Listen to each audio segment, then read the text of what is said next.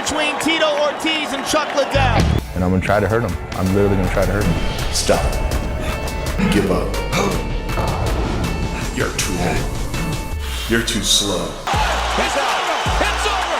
Tito Ortiz hits the champion. Why would you even take this fight? You're a joke. Retire? I don't retire. Quit? I refuse to quit.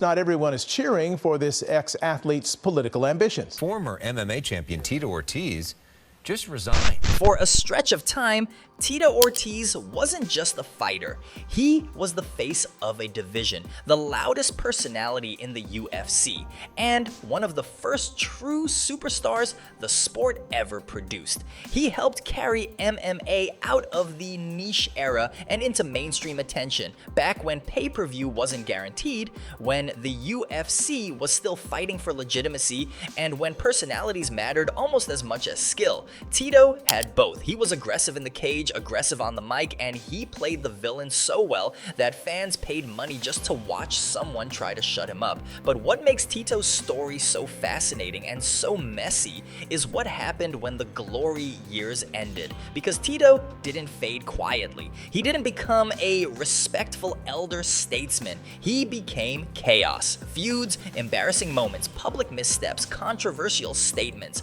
legal headlines, political drama. Tito's later years became a long, unpredictable saga where the line between bad boy and train wreck blurred again and again. This isn't just a rise and fall story. It's a story about how fame changes people, how identity can become a trap, and how one of the sport's greatest pioneers became one of its most polarizing figures. This is Tito Ortiz at his most controversial. To understand why Tito's controversial years hit so hard, you have to remember who he was at his peak.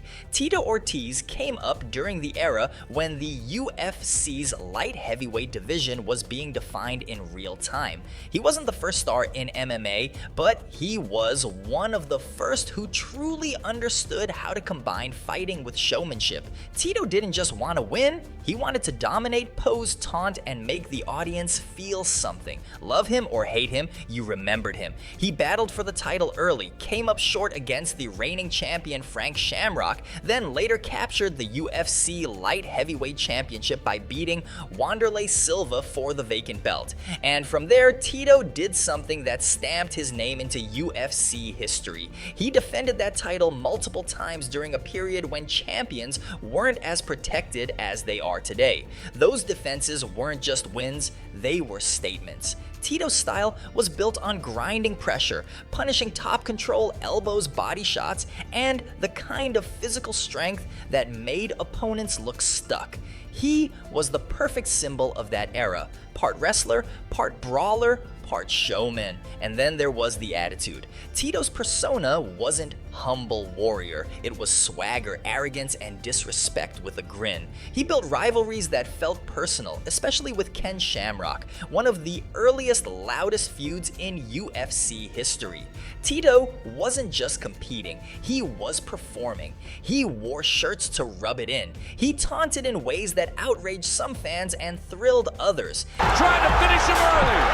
Continues to tee up. Oh, a left by Shamrock. Setting up in another knee. And another knee. And the big slam by Tito Ortiz. Oh, that was a good right there. In a sport still building its identity, Tito became a major piece of the brand, the champion you paid to watch because you wanted to see dominance, or you wanted to see him get humbled. Either way, the UFC won. Then, the reign ended. Randy Couture beat him and took the title, and Tito's career shifted into a new phase. Still famous, still relevant, but now the storyline wasn't dominant champion. It became something more complicated. Can Tito evolve? Can he beat the new wave? Can he stay a star when the belt is gone? This is where the cracks started to show, because Tito's greatness was never just technical. A big part of it was identity, being the guy. And when you build your whole world around being the guy, losing that position can turn you into someone who fights the sport itself. As time went on, Tito's career became a roller coaster. There were wins that reminded people he still had something, and there were losses that made it clear the sport was passing him by. He lost big fights, had long stretches where he struggled to put consistent results together, and became increasingly tied to drama, inside and outside the cage. One of the most defining rivalries of Tito's career was with Chuck Liddell. Their feud mattered because it was more than a fight. It was a battle for who represented the era. Tito was the brash champion turned contender. Chuck was the knockout machine with the crowd behind him. Tito and Chuck fought twice in the UFC, with Tito losing both times. Those losses didn't erase Tito's legacy, but they did change the trajectory. As the UFC evolved, Tito's brand started to lean more and more into the persona because that was still something he could control. And Tito has always been a guy who wants control. That hunger to stay relevant turned into a pattern. Tito would attach himself to big names, big rivalries, big storylines, even if the sport reality didn't always match the hype. You started seeing Tito in more debates, more feuds, more "I'm still the man" moments. And then came the phase where Tito's public perception began to split. Some fans saw him as a legend who deserved respect. Others saw him as a guy who couldn't accept time moving forward. The controversial years didn't start with one single explosion. They built up like pressure in a pipe. Tito made headlines for conflicts with promoters, conflicts with other fighters, and conflicts with media. He sometimes came across like a man at war with criticism itself, and the biggest problem with that kind of energy is that it becomes self-fulfilling. The more you argue with the world, the more the world watches you argue.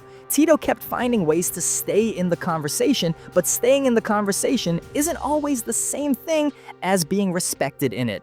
Over time, the Huntington Beach bad boy identity became less like a nickname and more like a script he couldn't stop reading from, even when it wasn't helping him anymore. Now we get to the years where Tito's controversies weren't just MMA drama, they were real-life headlines. One of the most talked about incidents involved his relationship with Jenna Jameson.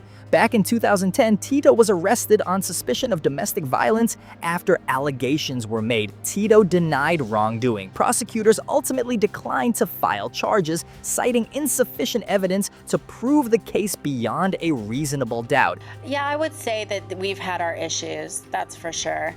But I think that it's important for us to, be gentle with each other. I was in love with the woman. I was in love with her, and she's very smart, very bright woman, beautiful, and she was eating 80 milligrams, 3 or 4 times a day. And it was just, it became an addiction problem that she blew through $8 million in a 4-year period. I told her, you're not gonna have any money one day. She's like, I don't care, don't tell me how to spend my money. I was like, you know what? You'll find out the hard way.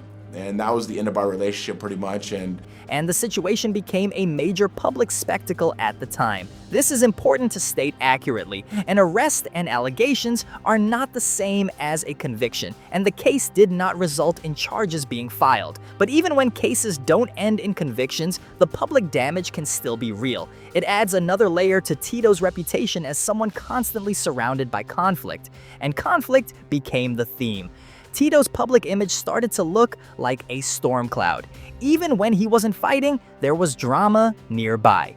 Then came another major controversy that shifted MMA fans from "this is entertainment" to "what are we watching?" The third fight with Chuck Liddell in 2018 under the Golden Boy MMA banner. 8+ years since you've been in the cage, so why now? I love a challenge. This whole thing started with me and Tito. We're at a charity event, we did a face-off. I posted it, made a little joke, said why not? And, Tito in his normal fashion started talking trash. A lot of my fans want to see it. I'm too old, been out of the game too long. I took it as a challenge. I love a challenge. When Chuck challenged me, I want to take it full force. Chuck has beat me twice. The last couple times we competed and knocked me out. That's his job. My job is to stop him. On paper, it was a nostalgia event. In reality, it became one of the most criticized comebacks in modern combat sports. Liddell had been retired for years. Many fans and commentators felt the fight shouldn't have happened. Tito won by first-round knockout. Not what he's seeing right now. First right hand throw by Liddell, and he's down on the canvas. Throwing his hands. I'd like to see him be a little more confident. Absolutely, and not to mention, neither the gas tank. But just commit. Oh, there Ortiz with the right hand. Liddell's down, and Liddell! That's part of his. And instead of the win feeling triumphant, it created a wave of debate about safety, matchmaking, and whether legends were being used as attractions long past their prime. For Tito, it was another moment where his name dominated headlines, but not in a clean way, and it didn't stop there. In late 2019, Tito fought Alberto El Patron, also known as Alberto Del Rio, and won by submission. Even that moment came with controversy and chaos around the promotion and the event itself. Smaller space where he can hunt for his prey. Alberto turtling up. Knee on belly, nicely done by Alberto. Oh. And now swinging for the fences. Gotta get out of there. You go. Alberto getting in there in the center, and Tito dumps him. Can't stay here. This is not a resting position. He's getting some big, heavy shots underneath. Face turning red, taps out. He said it, and he delivered. Tito's post-UFC fighting career became this strange mix of legend doing legend things and why is this happening? And in that atmosphere, Tito leaned into being Tito. He talked big, stayed defiant, and treated criticism like fuel. The problem is, when your identity is built on defiance, you start defying things you probably shouldn't, like common sense or stability or the idea that stepping away can be the strongest decision. Tito, for better or worse, never wanted to be the guy who quietly disappears. He wanted the spotlight, even if the spotlight was harsh. If Tito's earlier controversies were rooted in fight culture, trash talk, rivalries, comebacks, his political era introduced a different kind of storm. In 2020, Tito ran for city council in Huntington Beach, California, and won. Not long after, he was selected as mayor pro tem. Tito Ortiz has a new title, city councilman. The 45-year-old MMA champ garnered more votes than 14 other candidates running for Huntington Beach City Council. That's all I had to do is step up, and I stepped up. And he calls himself as a product of this coastal town. A rotating position in that city system. Suddenly, Tito Ortiz wasn't just a retired fighter talking online. He was an elected official. And this is where his controversies multiplied fast. During the COVID-19 pandemic period, Tito made public statements that angered many people, including downplaying the virus and criticizing restrictions. He became a symbol in a larger cultural fight, and that made him a lightning rod. He also drew criticism for amplifying or engaging with conspiracy-adjacent rhetoric online, with opponents and media outlets tying him to QAnon-style narratives or hashtags. Tonight, the fighter, who is now the city council, may be stripped of some power. We were receiving an outpouring of responses from business leaders, residents, all expressing the same concerns about Mr. Ortiz and some of the behavior, some of the statements he's made.